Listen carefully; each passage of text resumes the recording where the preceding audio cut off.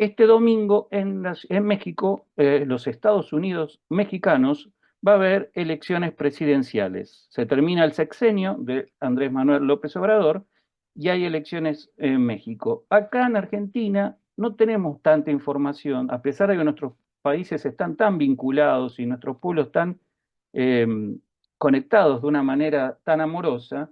No tenemos en los medios la cantidad de información que tenemos, por ejemplo, cuando hay elecciones de otros países. Así que para poder darnos un poco de luz, y ahora sí le pido que se desmutee y vamos a darle un gran saludo al querido Juan Carlos Arnau. ¿Cómo estás, Juan Carlos? Mariano, muy contento de estar contigo y de hablar y platicar con tantos amigos argentinos. Sí, ¿verdad? Con lo bien que nos tratan allá. ¿Cuánto hace que no nos vemos? Pero bueno, ahí te dejé siempre a Ricardo para que la cuota de argentinidad la tengan. Tenemos nuestro embajador permanente haciendo su trabajo con mucha eficiencia. Sí, Ricardo, sí, sí, sí. Ricardo Almirón. 22 años Ricardo viviendo en México y todavía dice, che, boludo.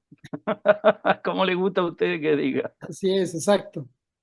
Bueno, bueno, muchísimas gracias Juan Carlos y vamos a entrar de lleno que la verdad que despertó interés cuando hicimos la promoción de esta entrevista con vos y si te interrumpo a veces es simplemente por poder aclarar algunas cosas que quizá para vos y para mí, bueno, yo tengo mucha vinculación con México de trabajo, de amistades y demás y para mí es un poco más familiar, pero quizá para otras personas no. Por ejemplo, vamos a explicar cómo es el arco político, quiénes son los candidatos en este momento. Vamos a empezar con la candidata, obviamente, de López Obrador, que por lo que escuché, lo que vi, lo que investigué un poquito, parece que va encabezando las encuestas con bastante margen, que es Claudia Sheinbaum. Y Claudia es la ex jefa de gobierno de Ciudad de México.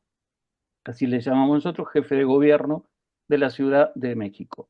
Eh, Después, en un algo que me cuesta, que yo ahora te voy a pedir que me explique, Juan Carlos, porque me costó, lo leí 3, 4 veces, se amalgamaron en algo que nunca me lo podría imaginar, que es la candidatura de Xóchitl Gálvez, el PAN, el PRI y el PRD. Yo, que soy de la época que todavía se decía cuando ganó Fox, después de 70 años del PRI, ahora ganó el PAN y el PRD peleando, ahora que estén todos juntos, bueno, espero que Juan Carlos nos lo pueda explicar. Y aparece una tercera fuerza, que siempre hay una tercera fuerza, que yo cuestiono muchas veces esa situación y a veces da sorpresas positivas, a veces negativas, es la tercera fuerza encarada por Javier Maínez, Álvarez Maínez, que, bueno, que es tirando de izquierda, me parece, ¿no? El partido de él. Así que decime estoy en lo correcto, Juan Carlos. Sí, estás en lo correcto, Mariano. Exactamente. El movimiento ciudadano es una especie de émulo de lo que sucede en España o en Francia, que surgen de pronto candidatos ciudadanos sin partido y este partido extraño ha tenido éxito en Monterrey y en Guadalajara, que es la segunda y la tercera ciudad más importante de México y ahora pues están en esta aventura sexenal con muy pocas probabilidades de triunfo, pero a nivel nacional, pero sí está bien posicionada en Monterrey y en Guadalajara. O sea, en el estado de Jalisco y en el estado de Nuevo León. Exactamente. Claro. Así Y es. pero él también, bueno, después vamos a hablar un poco más de él. Sí, explícame, porque esto de verdad, necesitamos un par de tequilas, un par de cervezas como para poder entender. ¿Qué es esto que logra juntarse del PAN, del PRI, del PRD en la candidatura de Xochitl? Efectivamente, ahora sí que es un movimiento todos contra López Obrador. López Obrador realmente es un fenómeno de todos pues, los últimos 50, 60 años y va a perdurar. Sí tenemos que recordar, tal vez tus escuchantes recuerdan que siempre se decía que López Obrador era un peligro para México. Entonces, desde la campaña había un temor de que él fuera un candidato radical, extremista. Nosotros somos un país peculiar, primeramente porque estamos pegados a Estados Unidos y por naturaleza los mexicanos, después de la Revolución Mexicana, que fue pues el primer movimiento social del siglo XX y que tuvo más de 10 millones de muertos, los mexicanos realmente nos curamos y no nos gustan los extremismos. Por lo Vamos a tanto, explicar, vamos a explicar claro, la Revolución Mexicana porque capaz se confunde con la Revolución de 1800, que fue cuando se creó la colonia. No.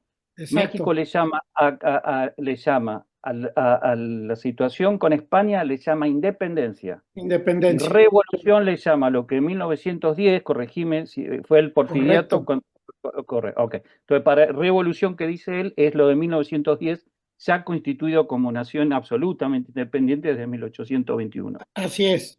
Pero todos tenemos algún abuelo, algún conocido, sabemos las historias de terror que se dieron durante la Revolución Mexicana y costó mucho tiempo pacificar México. Entonces sí, se le respeta mucho a esta pacificación y eso hace que el mexicano sea poco propicio a los extremos. No nos gusta ni la extrema derecha ni la extrema izquierda y nos hemos movido en el centro. Por eso tuvo tanto éxito el PRI. El PRI duró 72 años en el poder, aunque cambió de nombre 3 veces, y era un partido de centro izquierda que pudo agrupar a todas las corrientes políticas y realmente modernizó a México.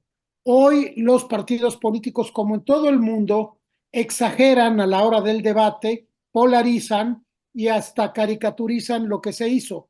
Pero realmente el gobierno del PRI, la dictadura perfecta que decía Vargas Llosa, sí llevó a México a ser el ejemplo de lo que sucedió en el siglo XX, del milagro mexicano, con la sustitución de importaciones y después con el desarrollo compartido. Es decir, cuando empezó el petróleo a tener un juego importante en México, sí fue potencia, aunque poco a poco este PRI se fue cargando a la derecha y ahí es donde viene de origen el rompimiento de la corriente política a la que pertenece López Obrador, pero que inició realmente Cuauhtémoc Cárdenas, que es hijo de Lázaro Cárdenas, que ha sido también un presidente mexicano emblemático porque nacionalizó el petróleo en 1923, por lo tanto, sí es una figura emblemática que su hijo haya salido del PRI,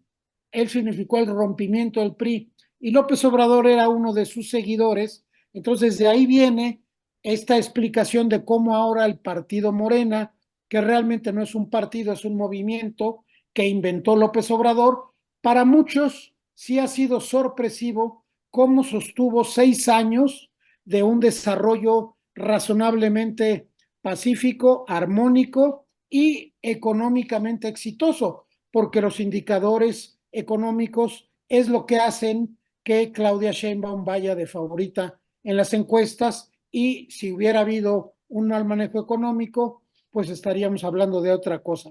No lo hubo y por eso las cifras y el entorno es favorable para Claudia Sheinbaum. Pero vamos a entendernos entonces. Obviamente, bueno, Lázaro Cárdenas también, como él menciona, quizá ustedes lo conocen un poco más porque en la película de Frida es el que autoriza que vaya Trotsky, encuentre un poco de refugio en México después de Exacto. la persecución que tenía Stalin. Bueno, el hijo de ese señor, Cuauhtémoc Cárdenas, es de alguna manera el que genera esta ruptura y elabora el PRD, Partido De la Revolución Democrática. Así Revolución es. Democrática. Y fue el primer alcalde electo cuando se cambia y se genera la ciudad autónoma, porque antes era DF, como Buenos Aires era capital federal, y pasamos a ser ciudad autónoma de Buenos Aires. México también pasó a ser de capital a ciudad autónoma, llamándose Ciudad de México. Y el primer Así es. alcalde electo, correcto, el primer alcalde electo ¿Correcto? fue Cuauhtémoc, a lo cual a López Obrador, que era su seguidor, tabasqueño él, pero tirando, ¿verdad? Desde Tabasco. Exacto, es de Tabasco, Tabasco, sí. Ya te conté que comí una vez almorcé en la casa de su hermana, no. No, eso no he No sabido, vamos a mira andar qué bueno. contando estas cosas acá, que la noticia sos vos, pero otro día te cuento. Bueno, este señor lo sigue, lo acompaña y entonces siempre fue un bastión del PRD, Ciudad de México, ganando bastantes elecciones. López Obrador siempre iba como presidente y corrió un camino largo como Lula, perdía las elecciones presidenciales, hasta que de pronto, bueno, ya fue como alcalde de México, después lo siguió Ebrard, que estuvo como ahora termina como canciller en la gestión de López Obrador. Y la pregunta que yo me hago es, teniendo el PRD en sus manos y habiendo logrado llevarlo a un lugar de privilegio, ¿por qué Morena?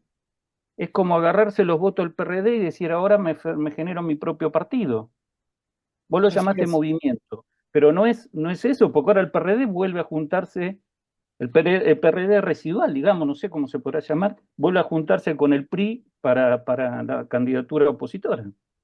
Así es, como muchos movimientos de izquierda, hay muchas facciones. Entonces, en este momento de izquierda, ahora sí que entre los trotskistas y los leninistas, los maoístas y todo tipo de, ya te puedes imaginar, los egresados del Foro de Sao Paulo y los moderados, sí efectivamente López Obrador empezó a perder su unicidad, o sea, sí le empezaron a salir muchos detractores internos, muchas corrientes del PRD.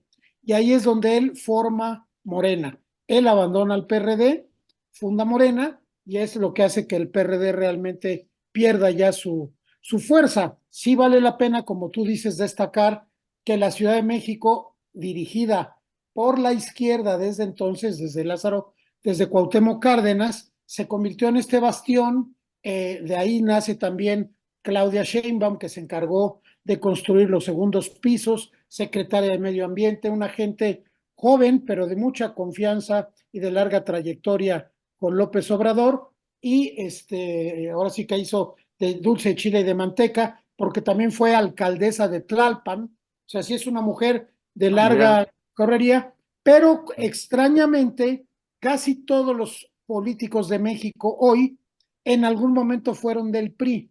Claudia Sheinbaum no, por su edad y por su formación universitaria. Ella realmente nunca perteneció a ningún partido más que a Morena. En el PRD sí estuvo, pero nunca estuvo en el PRI, siendo que López Obrador sí estuvo en el PRI, Camacho Solís, que ya lo mencionaste, también estuvo en el PRI, Ricardo Monreal estuvo en el PRI, César Augusto Santiago también estuvo en el, perdón, Adán Augusto López también estuvo en A el ver, PRI. Todos los políticos pues digamos, de más de 60 años vienen del PRI, no así Claudia Sheinbaum.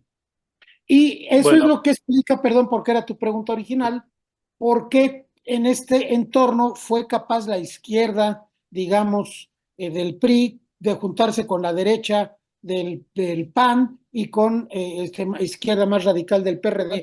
Fue un movimiento contestatario en contra de López Obrador, lo que hizo que se pudieran juntar.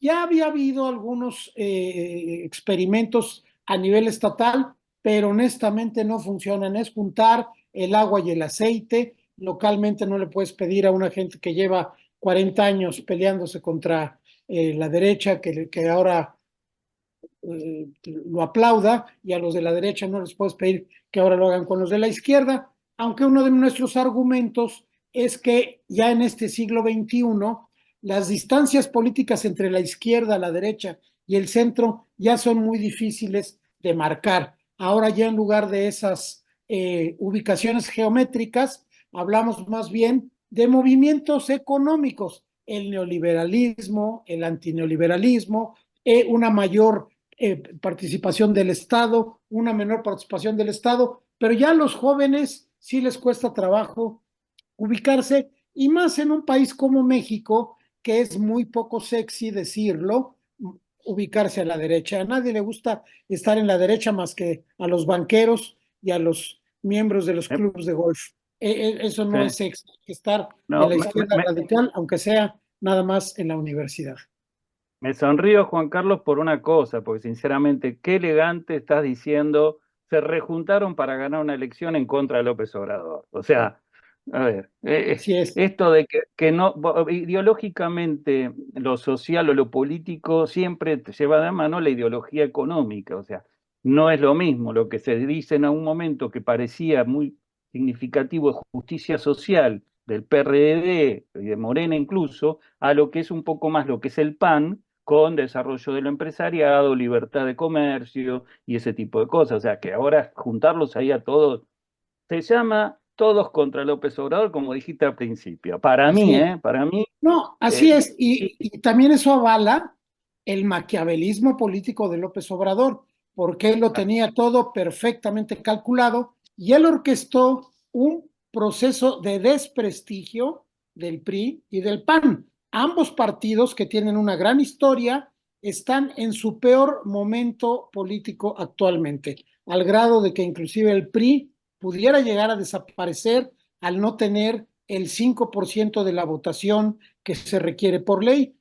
Pudiera llegar a desaparecer el PRI. El PAN también está muy desprestigiado, pero derivado de movimientos internos que el mismo López Obrador fue orquestando, jalando y trayendo gente. Hoy muchos distinguidos priistas que fueron gobernadores de sus estados, ahora son embajadores en el extranjero. Fue una manera de comprarlos, de darle la galleta al periquito. Y eso pues los fue desgastando y en el México no estábamos acostumbrados a las renuncias al PRI de tantos políticos de nivel. Hoy sí están renunciando en racimos. Eso fue parte de la estrategia de López Obrador que hizo que pues realmente el prestigio político del PAN y del PRI no le ayudan a Xochitl Gálvez.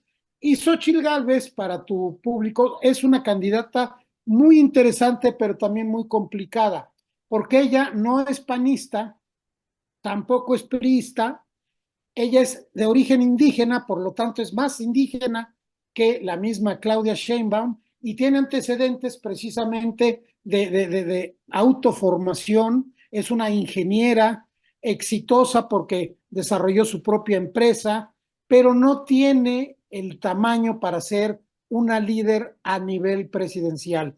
Ella surgió de una manera muy accidental en las mañaneras del presidente López Obrador, que todas las mañanas da una conferencia, y ahí como le pica la cresta a todos, un día habló mal de Xochitl y ella le dijo que lo iba a ir a ver y estuvo tocando la puerta y no le abrió, y ella ahí se enojó y dijo que iba por la presidencia, y ahí es cuando lo logró. Hace 2 años, Xochitl Gálvez ni siquiera había pronunciado su deseo de buscar la presidencia de la República. Llegó por accidente, por lo tanto, va a ser una muy buena campaña, pero no va a ser una rival competitiva. vamos a aclarar algo también, si te parece, Juan Carlos, que cómo es el sistema electoral en México, que obviamente no es como el de Argentina, no es como el de muchos países de Sudamérica, así que hago un breve resumen, luego vos decime si está mal. El presidente es electo por 6 años, Por es un 6 años sexenio, no tiene derecho a reelección no hay reelección. y de hecho queda censurado para volver a postularse. Así es, ya nunca más. Nunca más puede, mira, se mantiene su condición de ciudadano, pero queda censurado para poder volver a presentarse en una elección. ¿Y Por por qué eso viene eso? Perdón que te interrumpa. Pues es, por Porfirio Díaz. Nosotros sufrimos a claro. Porfirio Díaz 30 años y el señor inventaba, y también Santana fue presidente 16 veces. Entonces los mexicanos sí estamos vacunados e impedimos que nadie se reelija y que nadie se vuelva a presentar. Esa sí es una condición que no se puede mover en México. O sea que la ambición presidencial se ve limitada a un periodo presidencial, no lo político, por eso hay que generar, digamos, fuerzas autónomas como para que haya renovación y se pueda mover, pero aunque siempre el liderazgo, me imagino que de Morena lo va a tener el amigo López Obrador. Para ganar las presidenciales en México se gana con un voto más. O sea, Con un Juan voto Carlos más tiene 50 votos, yo tengo en una sola 51, vuelta. gané. No es exacto, no hay segundas vueltas, o sea, la presidencial. Después en lo que es senadores, diputados, hay algo que se llama proporcional que no vamos a explicar, Juan Carlos, porque yo todavía no Muy lo entiendo después complicado. de Sí, 30 años. Después de 30 años no lo entiendo, así que dejémoslo. Pero muy lo bien. importante es para que sepan es que es como en la provincia de Buenos Aires, el gobernador gana con un voto más, no importa si eso suma, el total suma 32% Exactamente. también hay que explicar que en México es votante toda persona que tenga su carnet de votante. Si, no es que el documento de identidad con eso vas a votar y no es obligatorio, o sea, es quien quiere votar va, se inscribe, recibe su credencial de votación y con ese documento va a votar. Lo usan nada más que para eso, ¿no? Exacto. Bueno, sirve para se usa para el banco precisamente para que tenga alguna otra validez, pero legalmente no es un documento probatorio de tu identidad, es para votar, nada más. Perfecto. Y efectivamente, al Tiene- no ser obligatorio, tenemos niveles de participación política inferior a países como ustedes. Claro que acá es obligatorio. Bueno, Sí, otra cosa que a mí me llama mucho la atención y es bueno explicarlo porque en las noticias te dice el INE, ¿sí? El INE tal cosa, el INE tal otra. El INE es el Instituto Nacional Electoral. Se supone que es un instituto autárquico, puede tomar medidas, sancionar, multar, etcétera, incluso al gobierno de turno. De así hecho, es. Claudia Sheinbaum tuvo un apercibimiento ¿cómo El es mismo el? López Obrador también está teniendo apercibimientos. Y También. Marcelo Ebrard fue multado. Marcelo Ebrard también ha sido Bueno, multado. o sea Y que los se partidos supone, políticos también. exacto, se supone que ese tiene esa autarquía que le permite ser lo más transparente posible, independiente del gobierno que esté de turno. Ahora, tiene capacidades como para modificar eh, sustancias electorales. Por ejemplo, esta vez es la primera vez que se va a votar dicen que es la elección más grande porque van a poder votar gente que está presa, pero con prisión preventiva, o sea, sin sanción, sin condena Sin definitiva, condena, van a poder exactamente. votar. Van a poder votar personas con determinadas, anticipadas, personas con determinadas incapacidades que no se pueden movilizar, entonces se le va a llevar el centro de votación a su domicilio o al instituto donde estén para que esas personas puedan votar. Y Así es. tercero, que no es poca cosa, van a poder votar los mexicanos en el extranjero. Exactamente, que somos Mm, bastantitos. Madre Más mía, o hay menos otro como ustedes México, además también. fuera de México hay otro México. Sí, exactamente. ¿Y Entonces, ese es, y a quién van a votar esa gente? El migrante, ¿a quién va a votar? fíjate que es un fenómeno, obviamente la migración mexicana, a diferencia de la de Argentina, que es un poco más dispersa alrededor del mundo, la nuestra está muy concentrada en Estados Unidos, particularmente en California y Texas. Ahí ya tenemos millones de mexicanos. Se da un fenómeno muy extraño. El migrante generalmente vota en contra del partido en el poder porque emigró porque no hubo las condiciones adecuadas para su desarrollo. Pero López Obrador ha sido muy hábil en mostrar que él es el primer presidente realmente de los pobres, que es un presidente no de la oligarquía, no del grupo en el poder. Y es sorprendente la simpatía que hay de todos los migrantes para López Obrador. Él y su mañanera, yo he tenido oportunidad de viajar en promociones turísticas de nuestra Secretaría de Turismo, que tú sabes, y hablo con los taxistas, con los taqueros, y todos son rabiosos apoyadores de López Obrador en el extranjero. Ese es un fenómeno extraño, pero efectivamente ahí también esa votación fortalece a Morena. Como nos quedan pocos minutos, no podemos dejar de caer en lo que vos sabés que disfrutamos de idiotas que somos, pero es la rivalidad cuando se cruza un presidente con otro. Y acá tenemos dos personas, como López Obrador y Milei, que si hay algo que no les falta es pico para hablar. O sea, bueno, Excelente. ahora lo que pasa es lo siguiente, acá se habla, todo el mundo ahora está hablando mucho de López Obrador, de Milei, obviamente, que grita, que putea, que va, que insulta al presidente de, De de Colombia España, llamándolo Colombia. terrorista, a López Obrador que lo trata de ignorante, a la España con la corrupción de su mujer. Ahora, yo estoy en una pequeña tarea de tratar de entender. Y en este tratar de entender, descubro cosas que no me puedo quedar ahí con esto nada más. Que todas estas personas hicieron campaña en contra de Milei el año pasado cuando estábamos en campaña electoral. O sea, Milei dijo que López Obrador era un ignorante, lo dijo siendo presidente. Ahora, te invito a escuchar lo siguiente, si me permitís, Juan Carlos, que es un párrafo nada más, porque además López Obrador habla lento, ¿viste? Si no lo hacemos, nos perdemos todo el programa. Claro, acerca de lo que dijo López Obrador en noviembre del año pasado, en plena campaña electoral de Milei en Argentina. En el extranjero. ¿No ven ahora, pues, como Fox y Calderón, con Vargas Llosa y otros expresidentes de derecha, apoyan a Milei.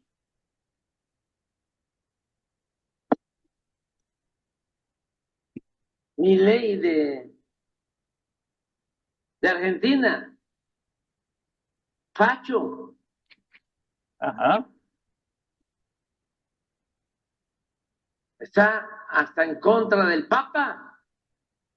Bueno, para no dormir a la audiencia, disculpame, ustedes se lo tienen que aguantar porque su presidente y todos los días a las 7 de la mañana tiene de estas 2 horas, pero nosotros no, así que perdóname. Pero, ¿te das cuenta, Juan Carlos?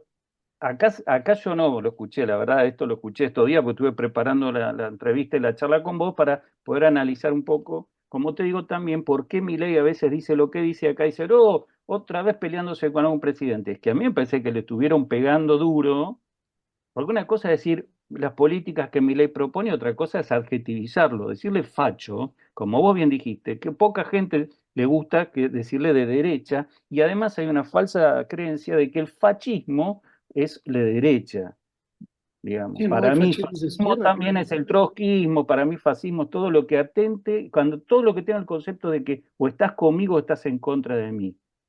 Exacto. Entonces, ¿vos sí escuchaste esto en su momento o ahora también te Sí, no, sorprendo sí, con... sí, sí lo escuché. Y además, digo, hay que reconocer que ahora su presidente Milei también es un hombre muy pintoresco, como fue nuestro presidente Vicente Fox, que también era un hombre, digamos, de derecha, muy de lengua floja y muy auténtico porque él era ranchero. Entonces, sí da material muy cómodo.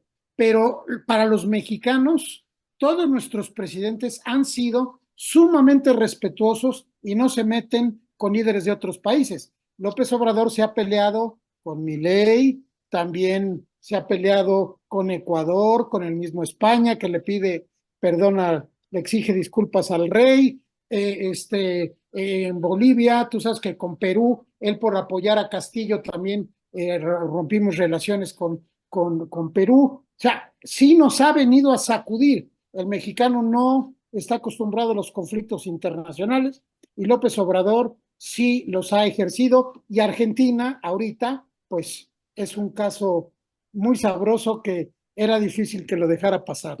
Pero Claro, efectivamente ¿cómo no? él hasta se burla de los argentinos de cómo es posible que hayan votado por alguien como Milei, porque lo dijo en la primera vuelta y en la segunda vuelta. Y ya después que ganó, todavía hizo gestos de qué barbaridad, pero ¿qué les pasó? ¿No? Entonces sí, digamos que se ha ganado esa animadversión, sí. Y los dos, ¿no? Porque Milei también ha disfrutado de que López Obrador lo critique porque dice, no, hombre, viniendo de parte de él, me enorgullece, como dice él, me ennoblece que Ahí hable mal de va, mí López Obrador. ahí va. Yo voy voy a cerrar, voy a hacerte la última pregunta porque ya se nos acabó el tiempo, pero sí quiero cerrar con una conclusión que me pasó cuando hablé con un periodista de España hace 2 semanas.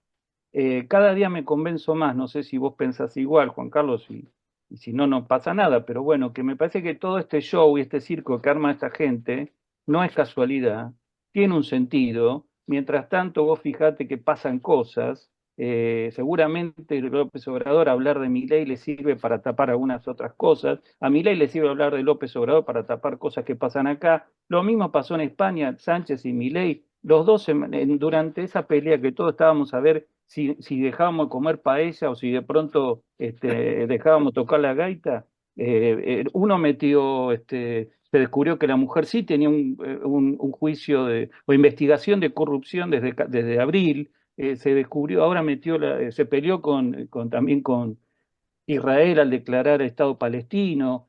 Hoy metió la famosa amnistía a los golpistas independentistas de Cataluña.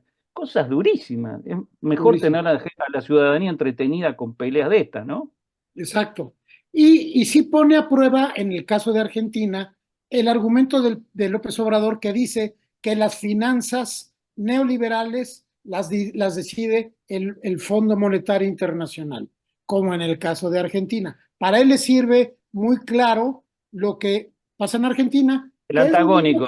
que pasó en México también con Peña Nieto y con Fox, como diciendo, si dejamos que el Fondo Monetario Internacional dirija nuestro país, nos va a llevar el diablo. ¿Cómo le está pasando ahorita a Argentina? Es un mensaje para que en México dejemos, digamos, de ser tan respetuosos de las instituciones financieras internacionales, que también las hemos respetado. Hay mexicanos que las han dirigido. Él nos ha dicho no.